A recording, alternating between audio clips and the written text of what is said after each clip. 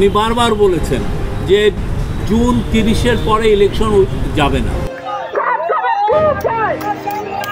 শিক্ষার মান উন্নয়ন হচ্ছে না, তাহলে আমরা শিক্ষার্থীরা যে প্রান্তেই থাকি না কেন আমাদের দাবি আদায়ে আমরা কঠোর থাকব। বর্তমান রাজনৈতিক পরিস্থিতিতে সবচেয়ে বড় প্রশ্ন হচ্ছে জনগণ আসলে কি চায়।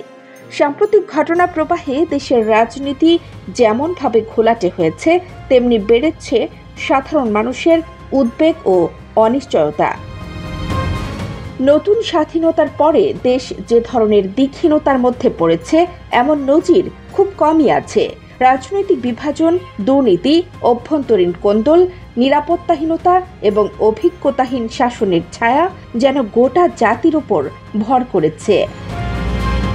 বিশ্লেষকরা বলছেন, ইনক্লুসিভ রাজনীতির কথা বলে নেতারা যখন একে অপরকে এর দোসর ওর দোসর বলে নাজেহাল করতে থাকেন, তখন জনগণ সেই ইনক্লুসিভ এর বাস্তবতা নিয়ে প্রশ্ন তোলে। তারা চায় না দমন পীড়নের রাজনীতি, চায় না মত ভিন্নতার নামে হুমকি ধমকি।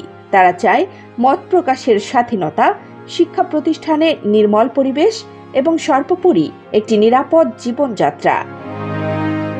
গত আগস্টের পট পরিবর্তনের পর যেসব নতুন মুখ রাজনীতির ময়দানে এসেছেন, তাদের অনেকের পূর্ব ইতিহাস ছিল অজানা। মুক্তিযুদ্ধ নিয়ে প্রশ্ন তোলা, 1971 সালের অর্জনকে ছোট করে দেখার প্রবণতা জনমনে উদ্বেগ তৈরি করেছে।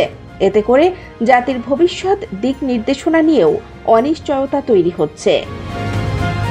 সম্প্রতি প্রধান উপদেষ্টার পদত্যাগ নিয়ে নাটকীয়তা, এর পাশাপাশি নতুন বন্দোবস্ত এবং নির্বাচনের আগে সংস্কারের দাবিকে ঘিরেও স্পষ্টতা ও কার্যকর পরিকল্পনার অভাব চোখে পড়েছে।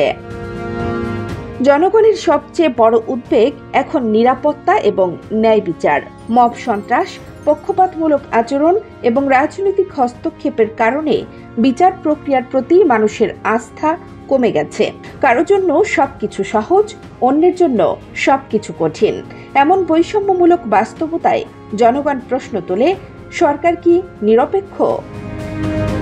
নির্বাচন নিয়ে অনিশ্চয়তা, অভ্যন্তরীণ ক্ষমতার দ্বন্দ্ব জনমনে সন্দেহ তৈরি করেছে। রাজনৈতিক দলগুলো একদিকে নিজেদের ফায়দা লুটছে, অন্যদিকে সাধারণ মানুষের কথা কেউ গুরুত্ব দিয়ে শুনছে না, এমন অভিযোগও উঠছে।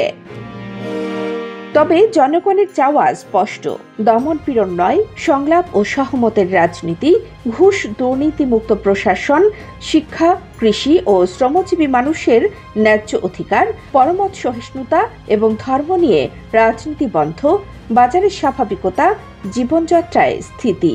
সাধারণ মানুষ কোনো মব নয়, কোনো ষড়যন্ত্রের অংশও নয়। তারা চায় শান্তি, নিরাপত্তা ও স্বাভাবিক জীবন। এখন সময় এসেছে রাজনীতিকদের সেই চাওয়ার প্রতি শ্রদ্ধাশীল হওয়ার। কানিজ ফাতেমা, নিপা, খবর সংযোগ।